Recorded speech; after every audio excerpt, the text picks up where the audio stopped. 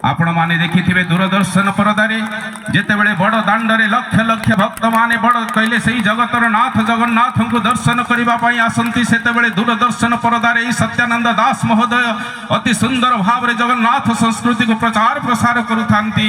सतरी भुज तले मते रख महाबाहु भुज तले मते रख सेई जगतर नाथ प्रभु श्री जगन्नाथ तांकर चला पथरे सहाय होंतु तांको आशीर्वाद प्रदान करुथांतु। एई भली भाव रे एबे ओडिया माटीर गर्व गौरव जगन्नाथ संस्कृति को आज विश्व दरबार रे एई भली भाव रे परिचय सृष्टि करुथांतु।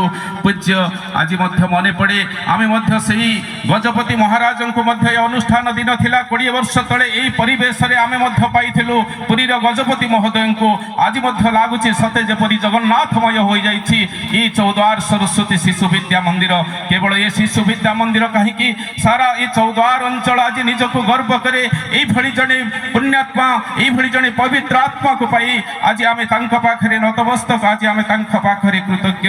आमर पूज्य बाबा सत्यानंद दास महाराज